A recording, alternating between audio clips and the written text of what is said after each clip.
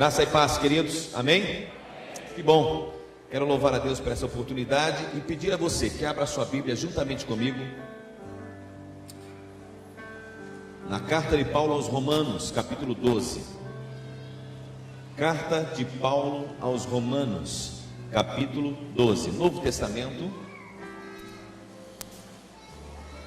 Paulo, o maior escritor do Novo Testamento, o grande decodificador, aí quem sabe dos evangelhos, talvez seja ele o maior pensador cristão, escreveu esta carta à igreja que estava em Roma, capítulo 12, estaremos lendo apenas o versículo 1 e o versículo 2, embora no decorrer do sermão façamos referências a outros textos. Por ora, Romanos capítulo 12, versículos 1 e 2.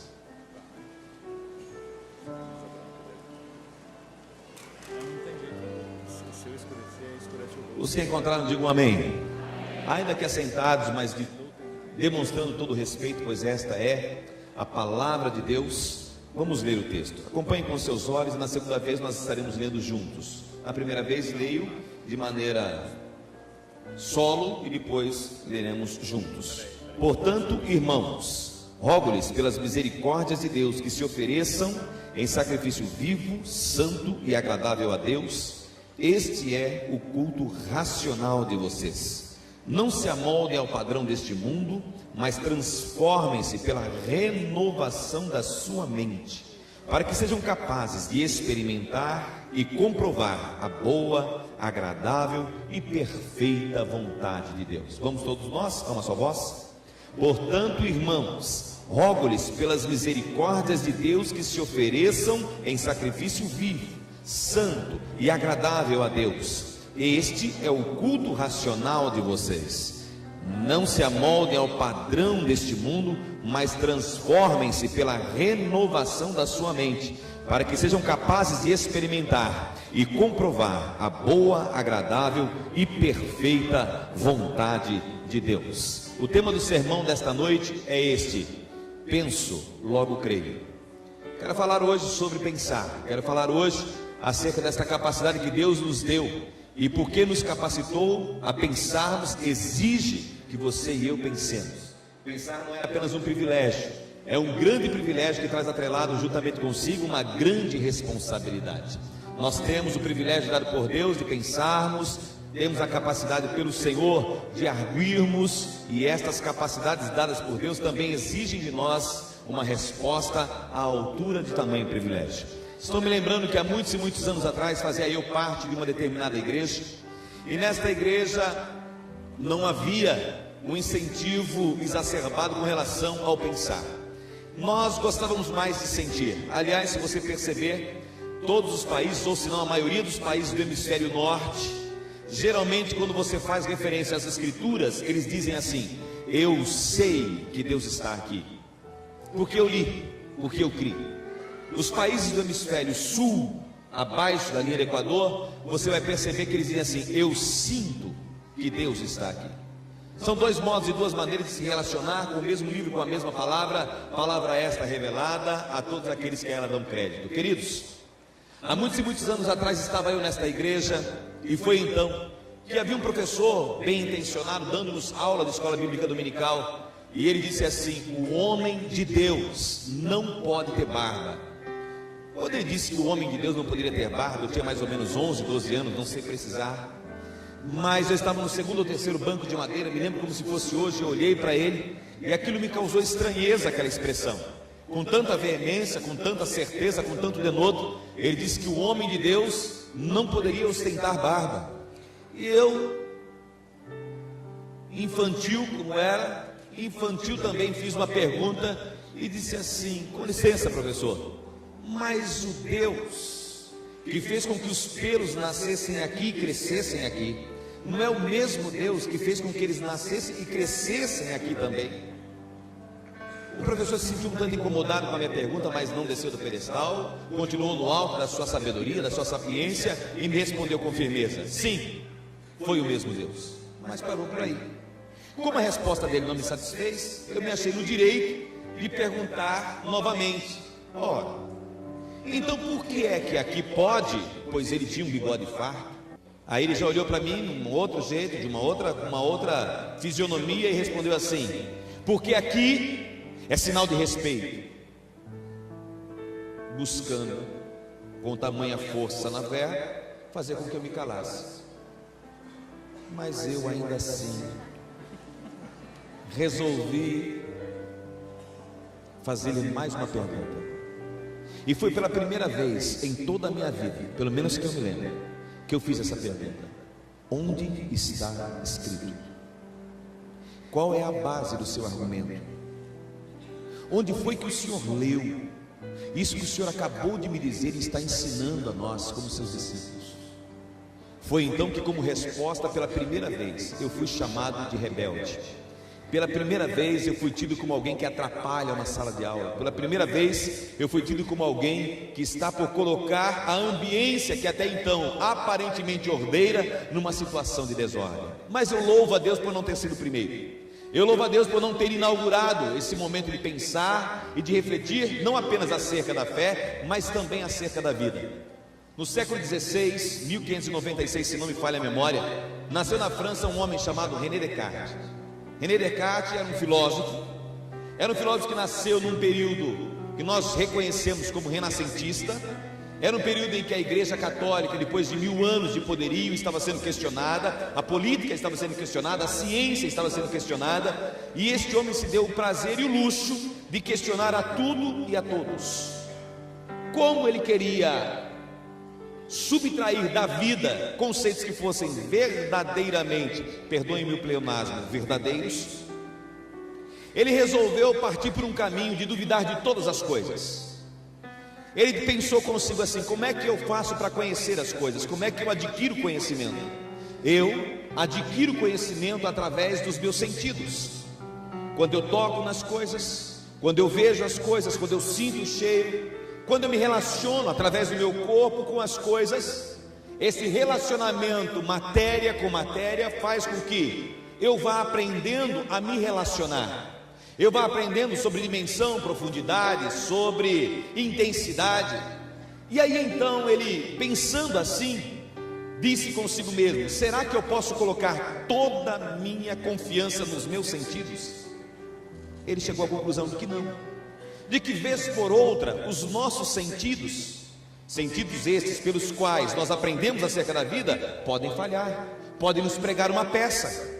E ele pensou consigo: quantas são as vezes que eu pego uma régua, coloco dentro de um balde, e a impressão que eu tenho é que a régua quebrou. A impressão que eu tenho uma ilusão ótica. Eu coloco a régua, dá a impressão que ela curvou, mas quando eu a retiro, eu sei que ela não quebrou. Embora os meus olhos deem-me esta informação, eu não posso nesta informação confiar. Quando eu olho para alguém vindo ao longe, a impressão que os meus olhos me dão, a impressão que os meus olhos querem me fazer crer, é que a pessoa é muito pequenininha, pois ela está muito longe. Mas quando eu me aproximo, eu percebo que ela talvez seja até mesmo maior do que eu. Logo, se os meus sentimentos, se a minha capacidade de compreender o mundo através dos sentidos não merece toda a minha confiança, me engane vez por outra, então vou deixar de lado a questão dos sentidos. Ele não disse que nós não aprendemos com os sentidos, ele disse que nós não aprendemos sempre. Como ele buscava saber a verdade por si só, ele dispensou por alguns instantes, colocou de lado a questão sensorial. Começou então a pensar: ora, se eu não consigo perceber através dos sentidos, e os sentidos podem me enganar e me enganam tanto, e ele inclusive usa como exemplo a ilusão dos amputados. Quantas são as vezes que alguém que perdeu um braço ainda sente coceiras numa mão que já não tem? Por quê? Porque o cérebro ainda não se acostumou com a perda daquele membro. E ele diz assim: então a coceira não é verídica, pois na mão que não tem, não pode haver coceira. Então ele abre mão dos sentidos, e ele começa agora a colocar todo o seu viés no modo de pensar. E ele diz: eu duvido de todas as coisas.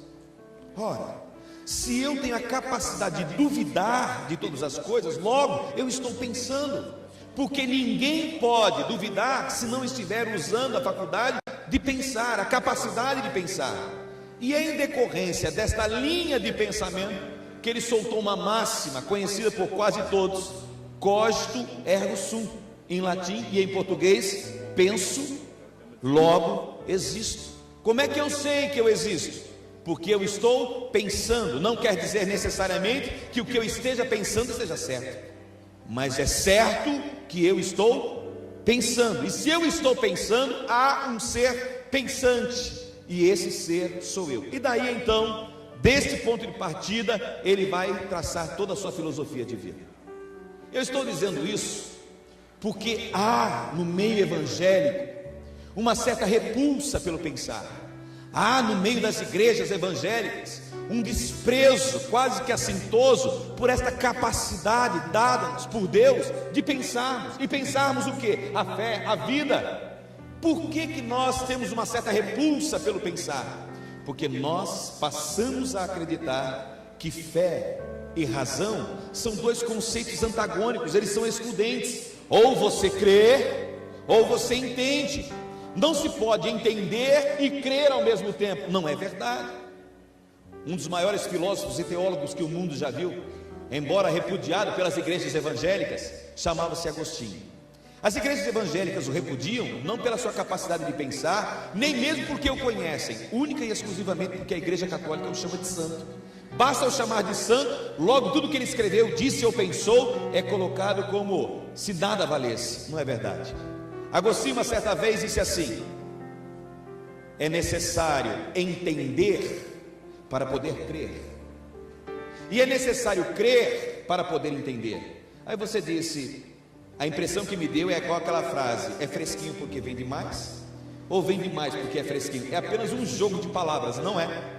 Na cabeça do grande filósofo e teólogo Agostinho, ele pensava assim, que para a pessoa abraçar o Evangelho, para que a pessoa pudesse decidir-se pelo Evangelho, ele precisava entender as nuances do Evangelho. O Evangelho é algo que se pode explicar, o Evangelho é algo que sim, se deve crer, mas antes de se crer, deve-se entender, deve-se atinar a mente, ao intelecto humano. É necessário que as pessoas compreendam, e por que compreenderam se decidam, porque se não houver compreensão, toda e qualquer decisão baseada única e exclusivamente nas suas emoções é sinal de desequilíbrio, é sinal de desentendimento, e um desequilibrado não pode apropriar-se de verdades eternas.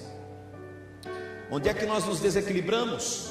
Quais são as razões dos nossos desequilíbrios?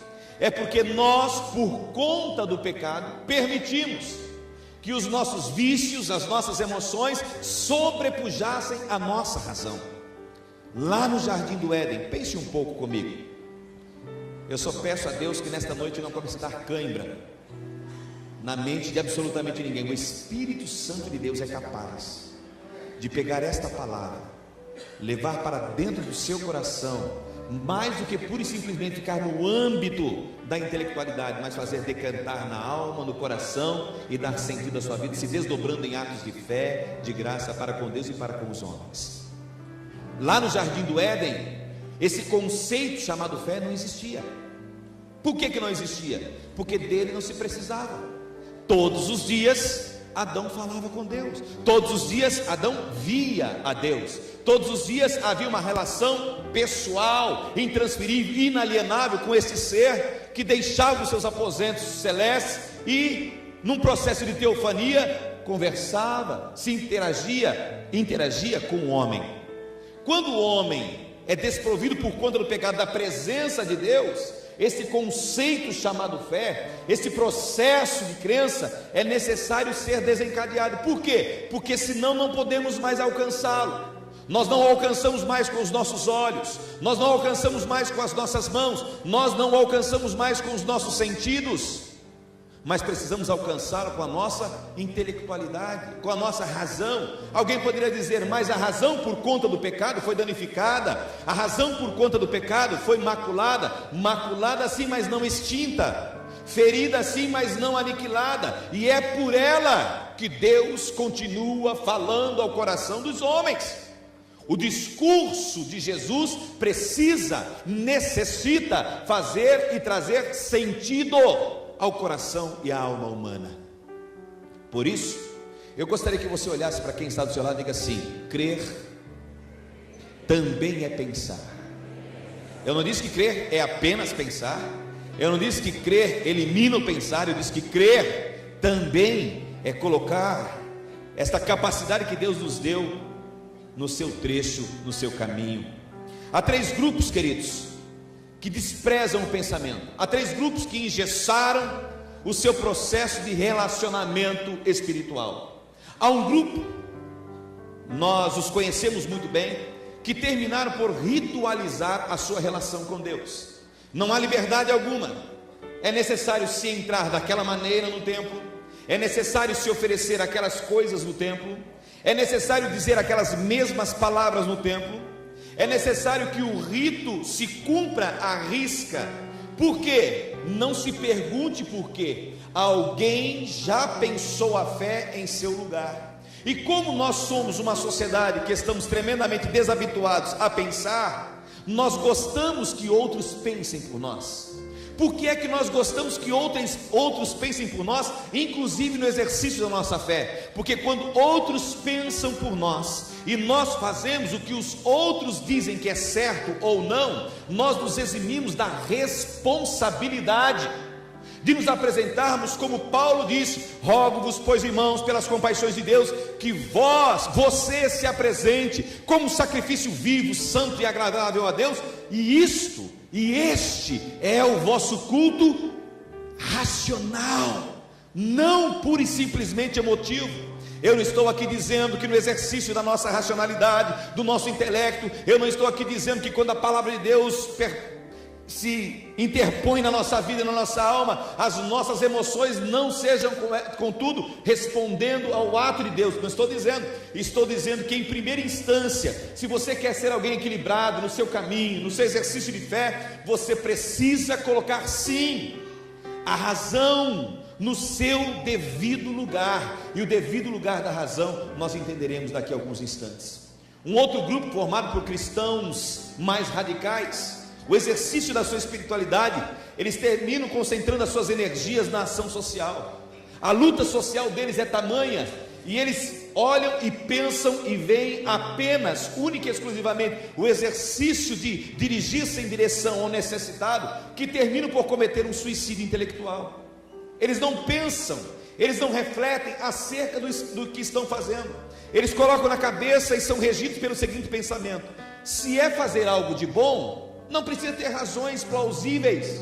Se é para fazer algo aplaudido socialmente, não é necessário ficar elucubrando pensamentos. E quantas são as vezes que nós estamos a fazer coisas que julgamos serem boas, que na verdade contribuirão para o mal daquelas pessoas. A intenção era nobre, mas a razão, a motivação principal tornou-se efêmera e passageira, porque nos utilizamos mal, faltou-nos o conhecimento necessário para fazermos de modo adequado. Eu tenho a maior boa vontade no mundo, gostaria de poder fazer coisas que os meus pais me aplaudissem de pé, mas eu não tenho conhecimento suficiente naquela área. Eu preciso aprender, eu não posso me ressentir, eu não posso desprezar o conhecimento. Aliás, em toda a palavra de Deus, o conhecimento é enaltecido. Na verdade vos digo.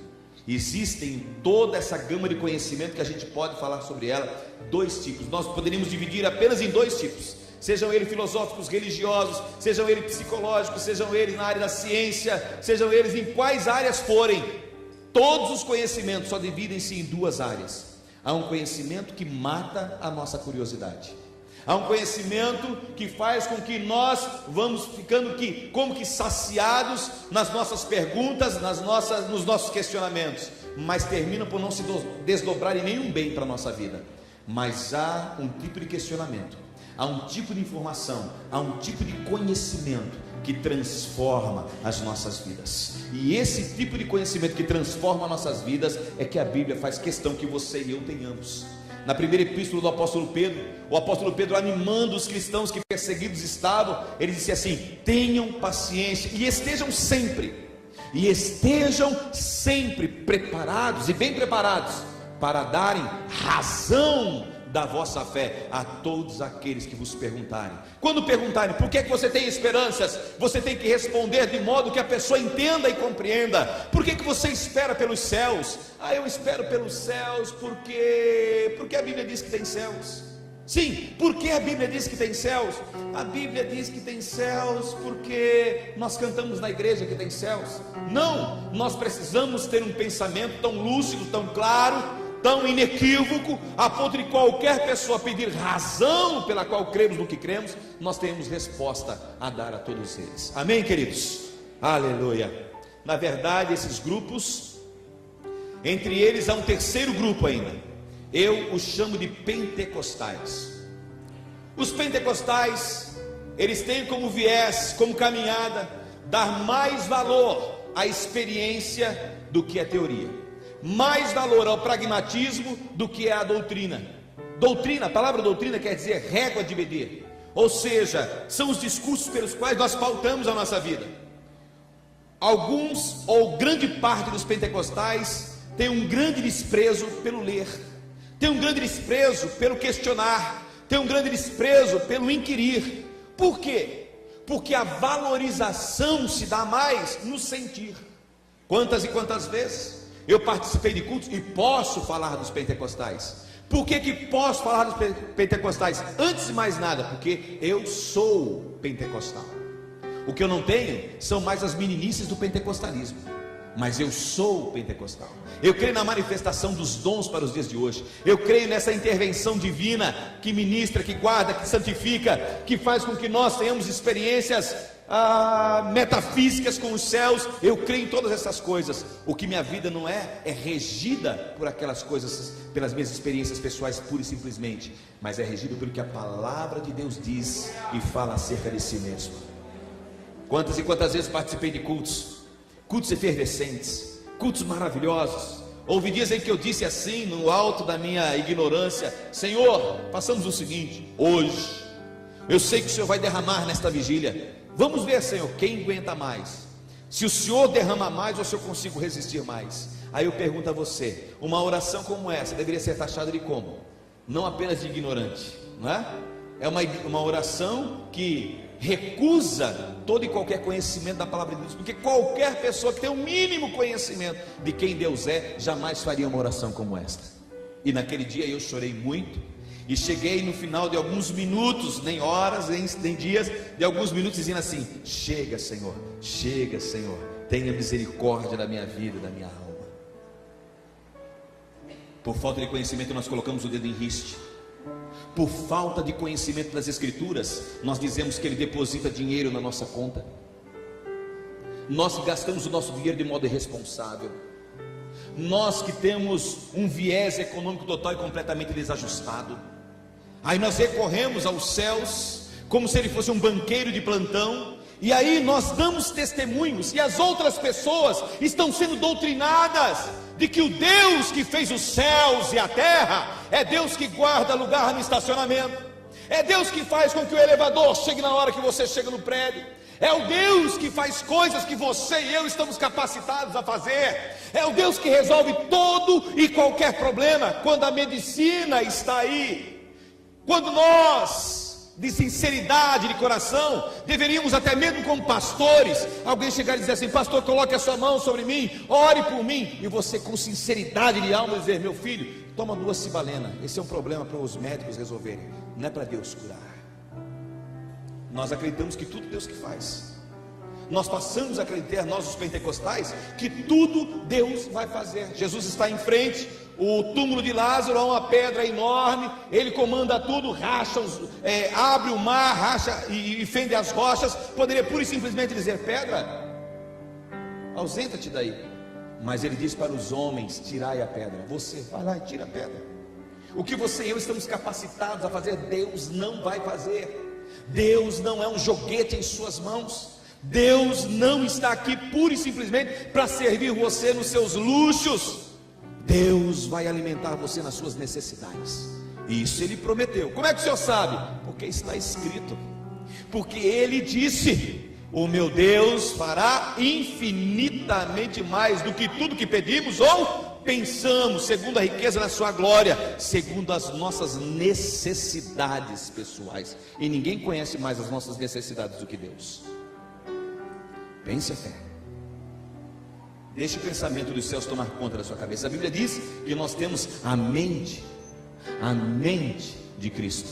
E a mente de Cristo é uma mente privilegiada. A mente de Cristo é uma mente que pensa o social. A mente de Cristo é uma mente que pensa a expressão de religiosidade. Nós fomos chamados a pensar o Evangelho.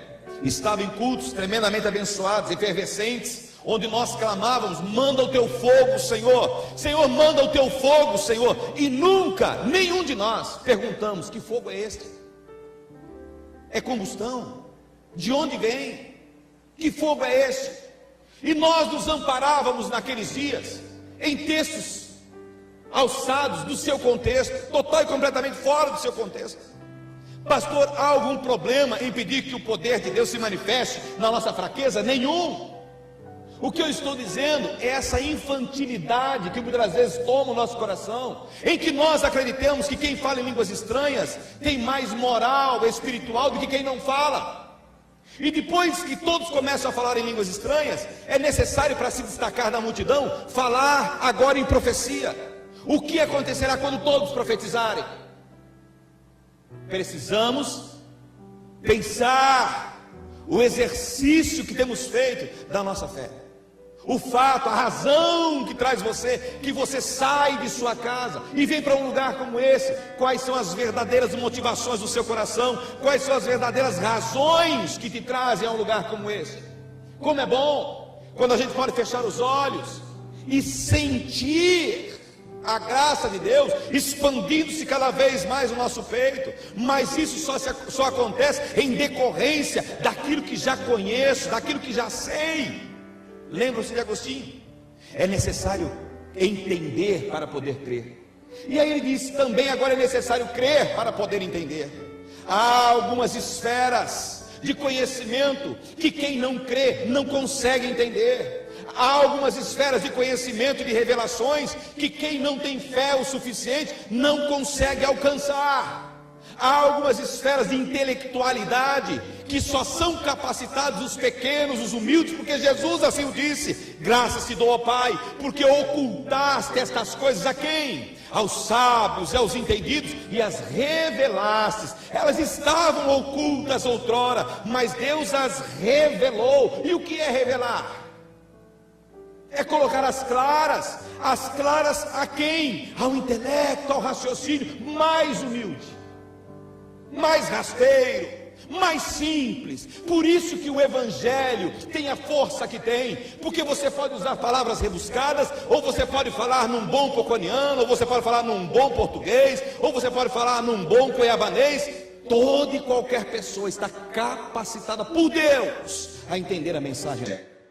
Porque a mensagem do Evangelho é entendível, a mensagem do Evangelho é compreensível, e ela precisa ser assim.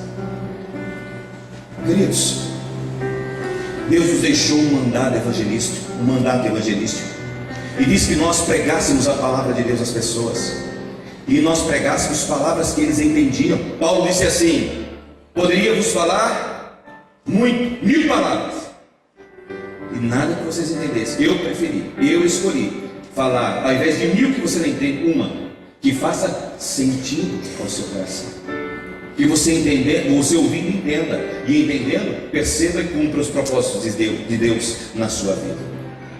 Queridos, há 6 maneiras pelas quais Deus quer que nós usemos a nossa imaginação, não, o nosso intelecto.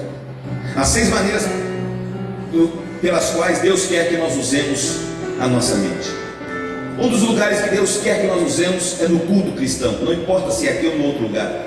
Não importa se o agregamento é pequeno ou é grande. Rogo-vos, pois, irmãos, pela compaixão de Cristo, que apresentei os vossos corpos em sacrifício vivo, santo e agradável a Deus, que é o vosso culto racional. Quando eu venho para a igreja, eu estou extremamente ligado. Quando eu venho para a igreja, quando eu venho para o templo, igreja sou eu estou extremamente linkado, como o pastor Jairo disse, tanto nos céus como também nos meus irmãos.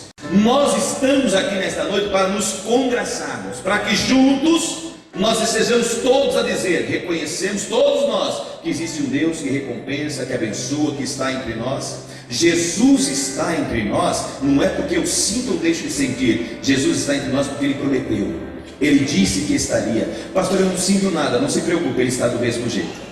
Pastor, eu não vejo nada, não se preocupe, a Bíblia diz, Ele prometeu, onde estiverem 2 ou 3 pessoas reunidas ao redor do meu nome, eu me farei presente. E numa outra ocasião Ele diz, eis que estou convosco todos os dias, até a consumação dos séculos. Ele está aqui nesta noite.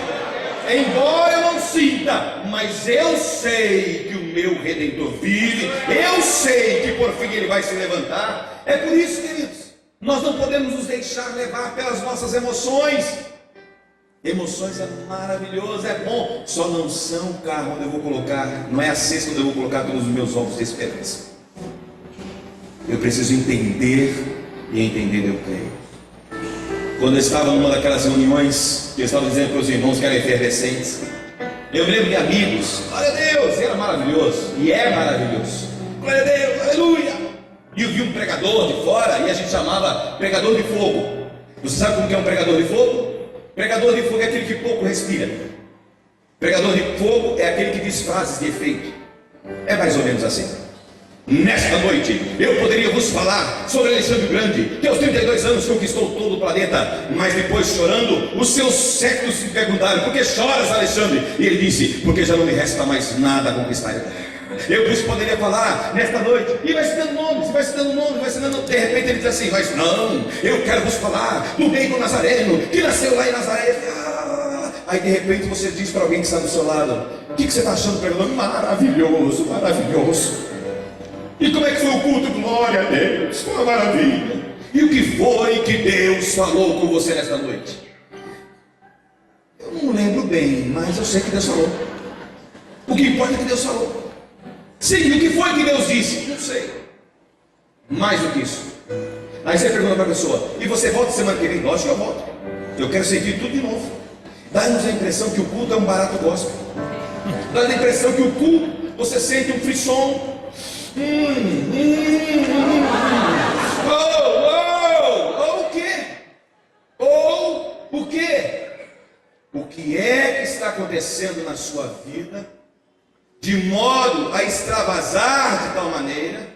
A minha esperança não tem nenhum problema com você que bate os pés, com você que vira, com você que profetiza, não tem nenhum problema. A única coisa que eu lhe peço é que venha do céu, é que seja genuíno, é que seja verdadeiro. Se for do céu verdadeiro, nenhuma alma subsiste diante dele.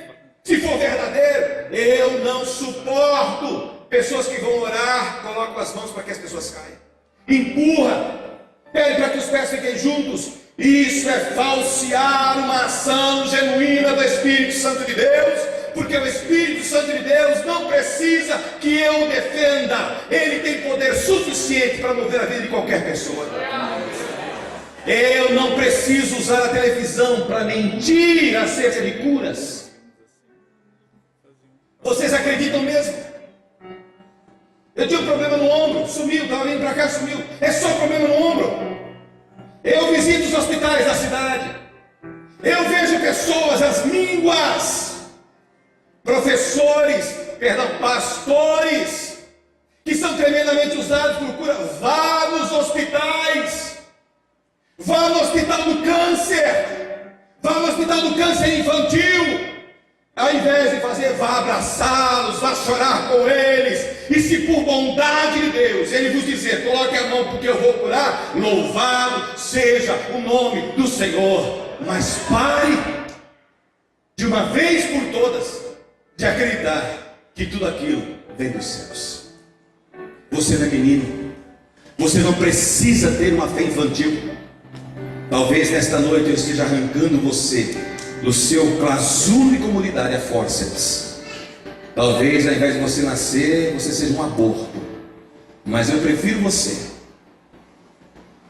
um aborto, um natimorto, a ver você, achando que vive está, caminhar com os dois pés para distante de Deus e nunca mais ser encontrado por Ele. Nós precisamos usar a nossa fé, também fé, Não apenas no culto, mas a fé. Mas pastor, razão e fé não são duas coisas separadas? Não são dois conceitos antagônicos. Na nossa concepção, na concepção dos dias de hoje, o que é fé? É preciso reconceituar. Fé é um poder latente que eu tenho. E aí, quando é que eu utilizo a minha fé? Quando eu percebo que Deus está em dúvidas. Deus está no alto do seu sublime trono. Eu fiz pedidos, mandei memorandos para o céu, uma TV, Senhor, minha conta, Senhor, meu cartão, Senhor, minha empresa, Senhor, você fez péssimos negócios, você não ouviu sua mulher, você pulou a cerca, você não quer mais viver com ela. E aí a gente manda memorandos, e Deus está lá no alto da sua soberania em dúvida. Não sei se eu abençoo, se eu não abençoo. Quando Deus está em dúvida, o que é que os pregadores dizem? Exercite a sua fé, porque se você exercitar a sua fé, Deus se fez refém da sua palavra e Ele tem que abençoar. Espera um pouquinho, peraí, quem é Deus? Que Deus é esse que tem que responder a qualquer apelo humano? Fé não é isso. Pegue esta maneira de conceituar a fé, tire da Bíblia Sagrada todos os textos onde a palavra fé existe e coloque esse conceito e vê no que é que dá. Isso não é fé. O que é fé? Biblicamente falando, o que é fé? Fé é uma capacidade intelectual. Fé é uma capacidade racional. Fé é uma capacidade dada por Deus a crer no caráter dele. Você tem uma relação pessoal com Deus, você o vê agir, você percebe a sua ação, você tem um andar com Deus e você jamais duvida do seu caráter.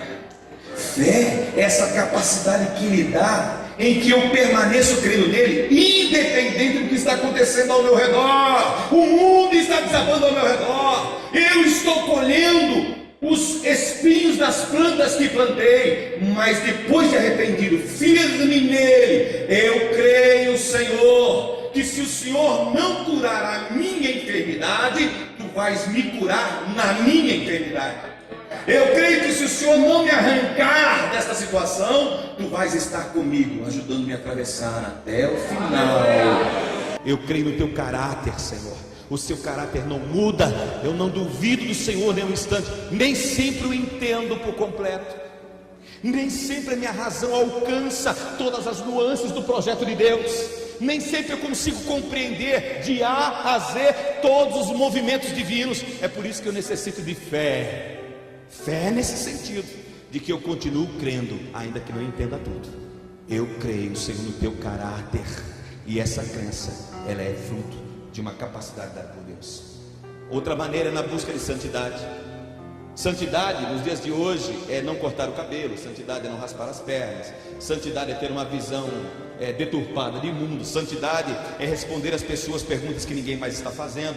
Não, santidade, na verdade, é ser aquilo que Deus quer que nós sejamos. E isso precisa ser fruto de uma resolução que nós tivemos em mente. Eu decidi, capacitado por Deus, eu decidi acompanhá-lo, eu decidi permitir que a ação do Espírito do Senhor se faça de tal maneira na minha vida, a ponto de me transformar à semelhança de Cristo Jesus, o Senhor de toda a esperança. Nós precisamos usar a nossa razão, a nossa intelectualidade nas escolhas que nós fazemos. Queridos, Romanos capítulo 8, versículo 29 diz assim: Deus nos escolheu para sermos conforme a imagem de Jesus. Nós percebemos na palavra de Deus de modo bem claro que existem dois tipos de vontade de Deus. Existe uma vontade de modo generalizado, e esta, por exemplo, é uma vontade generalizada, vontade geral. Deus nos escolheu a todos, a fim de que nós, caminhando, nos tornemos conforme a imagem de Jesus. Mas a Bíblia não é um livro de receitas, a Bíblia é um livro de princípios, e o crente deve usar a sua capacidade intelectual para discernir o melhor caminho para a vida. Boa parte dos escritos das Sagradas Escrituras estão baseados no bom senso, no bom siso. Alguém chega e diz assim: pastor, quero me casar, vamos orar para que Deus traga o meu.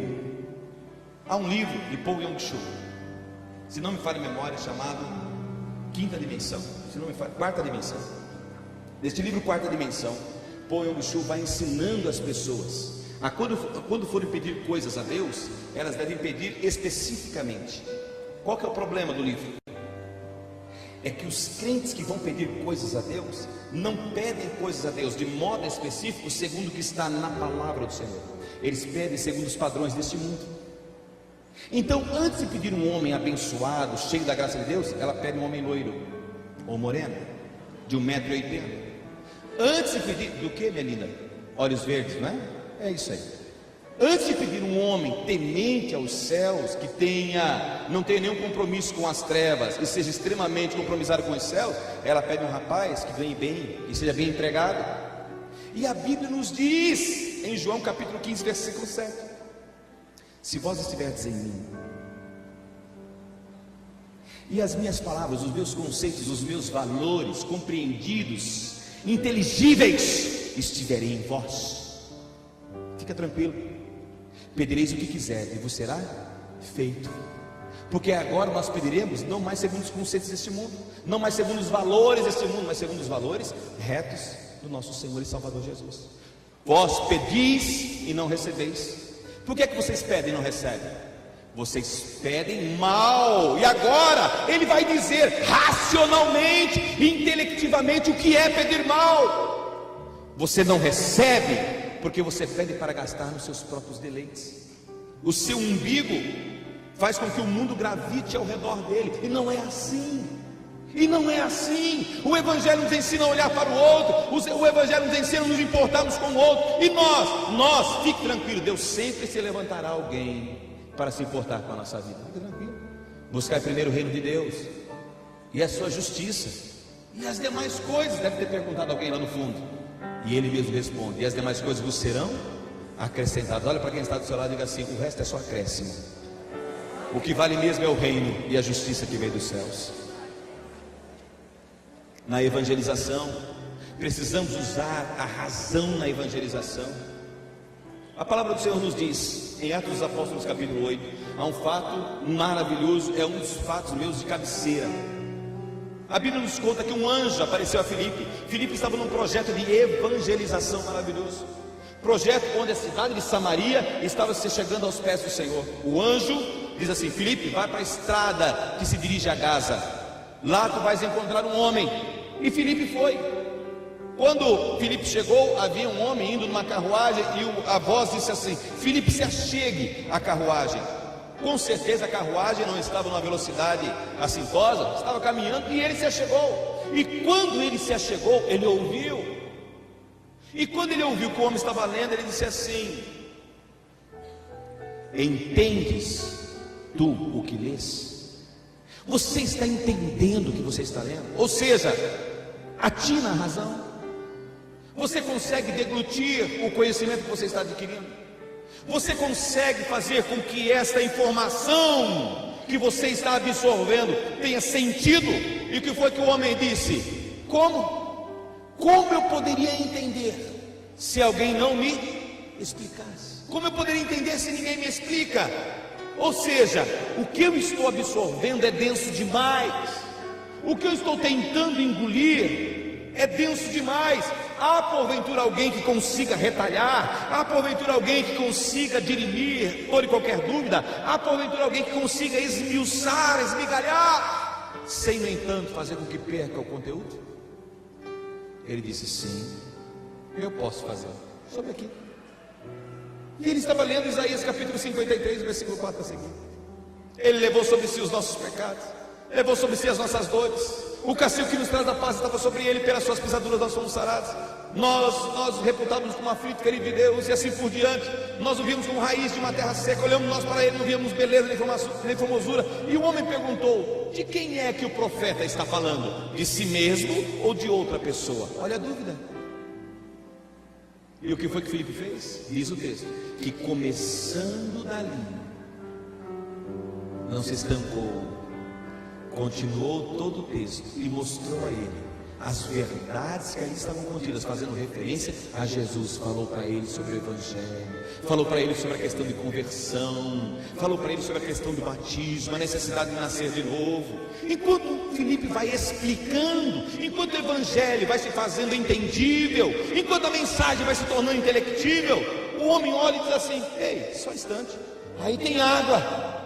O que é que impede que eu seja batizado? Filipe disse: nada impede, se você crer de todo o seu coração. Para crer tem que entender, tem que compreender, tem que fazer sentido. E sentido o quê? Que o homem estava perdido. Esta é a mensagem do Evangelho. Tudo que você ouve por aí, questione, pergunte. A Bíblia nos conta que havia duas qualidades de pessoas ao ouvirem Paulo, e ela faz um elogio rasgado e diz assim: e os bereanos, os que eram de Bereia, eram mais nobres, eram mais parrudos intelectualmente do que os de Tessalônica. Por quê? Porque eles olhavam e conferiam nas Escrituras para ver se verdadeiramente era assim. Faça isso, você que frequenta essa casa, você que vem aí ver paz, não importa se é o pastor que pregou, não importa se é o padre que pregou, não importa se é uma instituta papal, se é uma instituta de Calvino, não importa quem disse. O que importa é que Deus capacita você a entender o Evangelho. Você foi capacitado por Deus a, lendo, compreender. Se você não entender tudo que Jesus disse, olhe para o que ele fez. Jesus é o grande hermeneuta de si mesmo. Jesus é o grande intérprete de si mesmo. Se você não entender o que ele falou, olhe para as suas atitudes. No caminho das suas atitudes está a compreensão de todo o seu discurso. Onde quer que você esteja nesta noite, você precisa se render à sabedoria que vem do céu. Eu sei que é uma sabedoria que está sobre a sabedoria humana, eu sinto isso. Mas Deus fala conosco de maneira que a gente possa compreender. Está Pedro juntamente com Jesus e os outros apóstolos. Jesus perguntou: o que dizem os homens a meu respeito? E alguém disse assim: uns dizem que tu és um dos profetas, outros dizem que tu és Elias que ressuscitou. E aí Jesus inquire, Jesus pergunta, e a pergunta tem sentido: e vocês, o que é que vocês pensam a meu respeito? E aí Pedro, tomando a palavra, disse assim: tu és o Cristo, o Filho do Deus vivo. Porque Pedro dizer que Jesus era o Cristo, tudo bem. Todos os judeus esperavam um Cristo, todos os judeus esperavam um grande reformista, populista, todos os judeus esperavam um grande reformulador social. O Cristo, tudo bem. Alguém ungido, capacitado por Deus para uma obra específica, tudo bem. Mas após a vírgula ele disse assim: tu és o Cristo, o Filho do Deus vivo. Tu és igual ao Pai, tu és consubstanciado com os céus. E Jesus olhou para ele e disse assim: Pedro, não foi carne e sangue que te disse isso. Isso não se aprende nas faculdades. Pedro, isso não se aprende pura e simplesmente com o intelecto humano. É necessário que Deus revele, é necessário que Deus faça sentido na cabeça da gente.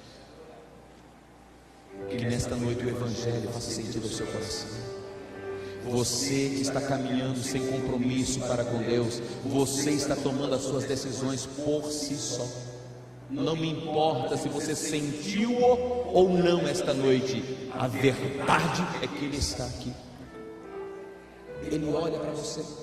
A verdade é que Ele te conhece. A verdade é que ninguém pode se ausentar da sua presença e não tampouco escapar da sua visão. A verdade é que você pode ter um relacionamento com Ele nesta noite, iniciando para nunca mais acabar. É uma decisão pessoal, intransferível, inalienável. Ninguém fará por você, ninguém tomará por você. É um privilégio poder responder afirmativamente ao chamado de Deus, mas é uma grande responsabilidade responder negativamente a um carinho de Deus tão expressamente demonstrado na cruz do Calvário.